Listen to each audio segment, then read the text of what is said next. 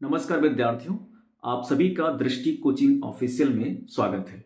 आज के इस वीडियो में हम लोग कक्षा 10 के सामाजिक विज्ञान के 15 महत्वपूर्ण क्वेश्चन को कवर करेंगे। ठीक है, चलिए आइए वीडियो को स्टार्ट करते हैं और देखते हैं पहला क्वेश्चन क्या है। पहला क्वेश्चन देखिए यहाँ पे है, वैश्वीकरण से आप क्या समझते हैं। ठीक है, पूछा गया है जल संसाधन से आप क्या समझते हैं। ठीक है, दूसरा क्वेश्चन देखिए, भूमि सुधार से आप क्या समझते हैं, लोकतंत्र से आप क्या समझते हैं। ठीक है, भूमि सुधार का मतलब क्या होता है कि भूमि से संबंधित सुधार जो किए गए हैं उससे आप क्या समझते हैं या कौन से सुधार किए गए हैं उसको आपको लिखना है। ठीक है, और जो सबसे महत्वपूर्ण क्वेश्चन है भारतीय लोकतंत्र यानी लोकतंत्र क्या होता है उसको आपको समझाना है। ठीक है, तो लोकतंत्र से भी क्वेश्चन खूब पूछे जाते हैं। ठीक, चलिए प्रश्न नंबर 3 की तरफ देखते हैं। प्रश्न नंबर 3 है, भारतीय कृषि की विशेषताएं तथा समस्याओं का वर्णन कीजिए। ठीक, क्वेश्चन नंबर 4 है, परंपरागत तथा गैर परंपरागत ऊर्जा संसाधन क्या है या क्या होते हैं।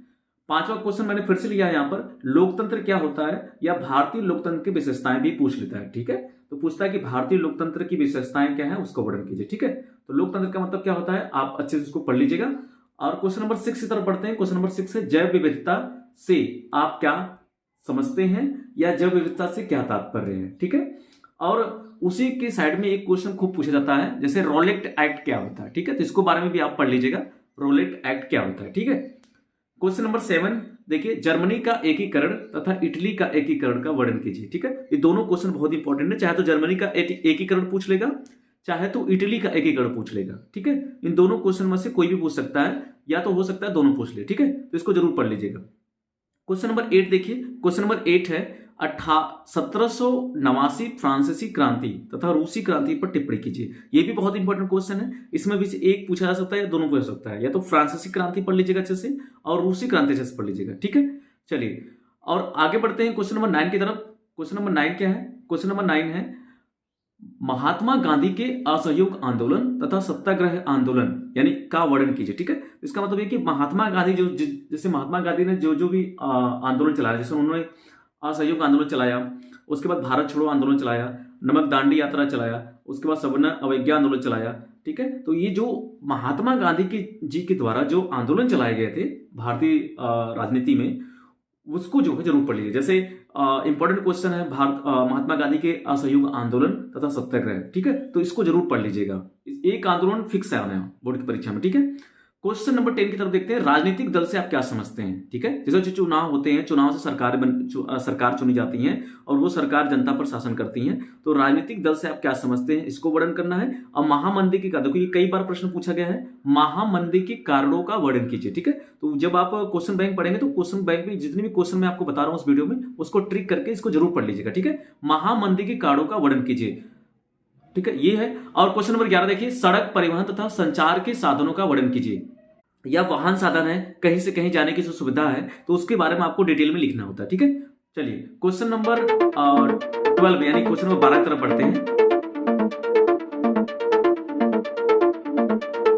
अब क्वेश्चन नंबर 12 क्या है, क्वेश्चन नंबर 12 है, भारतीय राष्ट्रीय आंदोलन से आप क्या समझते हैं। ठीक है, यानी कि भारत को जब भारत आजाद हो रहा था या भारतीय राष्ट्रीय आंदोलन से आप क्या समझते हैं, इसका मतलब ये है कि जो राष्ट्रीय आंदोलन भारत को आजाद करने वाले के हुए हैं वह आंदोलन क्या क्या है या आप उनसे क्या समझते हैं उसको आपको लिखना है। ठीक है, ये भी प्रश्न कई बार पूछा गया है बोर्ड की परीक्षा में, भारतीय राष्ट्रीय आंदोलन से आप क्या समझते हैं। ठीक है, चलिए नेक्स्ट क्वेश्चन देखते हैं, नंबर 13। क्वेश्चन नंबर 13 है, संगठित तथा असंगठित क्षेत्र तथा कार्य क्या होते हैं। ठीक है, या तो आपसे पूछ लेगा संगठित तथा असंगठित क्षेत्र क्या होते हैं वर्णन कीजिए, या तो ये भी पूछ सकता है कि संगठित तथा असंगठित क्षेत्र का कार्य क्या होता है या संगठित असंगठित कार्य क्या होते हैं। ठीक है, ये भी पूछ सकता है। या तो आपसे पूछ लेगा संगठित असंगठित क्षेत्र, या तो आपसे पूछ लेगा संगठित तथा असंगठित कार्य क्या होते हैं। ठीक है, ये भी क्वेश्चन बहुत इंपॉर्टेंट है और प्री बोर्ड की परीक्षा में पूछा गया था और कई बार ये पिछले साल भी परीक्षा में पूछा गया था। ठीक है, बोर्ड की परीक्षा में। ठीक है, तो इसको आप सूरज में भी देख लीजिएगा और इसको ट्रिक करके इसको जरूर पढ़ लीजिएगा। ठीक है, क्वेश्चन नंबर 14 यानी क्वेश्चन नंबर 14 देखिए,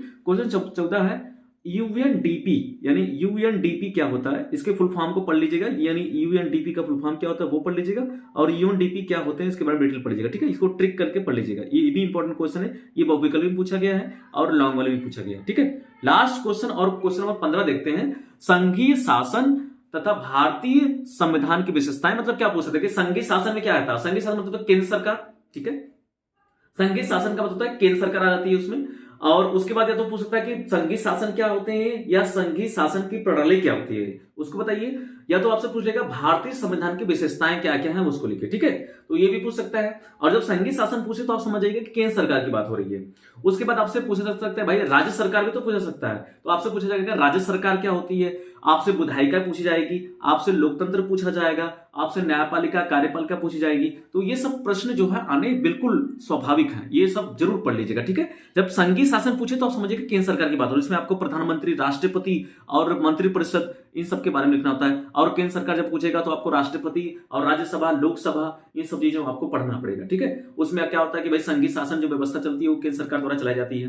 वैसे ही राज्य सरकार होती है। राज्य सरकार में क्या होती है भाई, राज्य सरकार का जो मुखिया होता है वो मुख्यमंत्री होता है और केंद्र सरकार का जो मुखिया होता है वो प्रधानमंत्री होता है, ठीक है। तो इतना बातें ध्यान रखिएगा और इसको जरूर पढ़ लीजिएगा। जो विधायिका और कार्यपालिका, न्यायपालिका भी होती है, ठीक है। तो ये सब चीजें, ये सब जो क्वेश्चन मैंने हम लोगों ने कवर किया इस वीडियो में 15 क्वेश्चन, ये बहुत इंपॉर्टेंट है, इसको जरूर पढ़ लीजिएगा, ठीक है। मैं यहाँ पर एक वीडियो में आपको दिखा दिया कि ये क्वेश्चन बहुत इंपॉर्टेंट है, मतलब इस क्वेश्चन को आपको छोड़ के नहीं जाना है, इस सभी क्वेश्चन को आपको पढ़े जाना है। और मान के चलिए कि कुछ नहीं तो मतलब बहुत सारे क्वेश्चन ऐसे हैं जो परीक्षा में जरूर पूछे जाएंगे, ठीक है, ठीक है। और आपने अगर इसमें से पढ़ा हो तो ट्रिक कर लीजिएगा, और आपने नहीं पढ़ा तो ट्रिक करके अवश्य पढ़ लीजिएगा, ठीक है। चलिए मिलते हैं किसी नेक्स्ट वीडियो में, तब तक के लिए बहुत बहुत धन्यवाद। और अपने मित्र को, अपने फ्रेंड्स को वीडियो शेयर कर दीजिएगा, ठीक है। Thank you so much for watching this video. जय हिंद।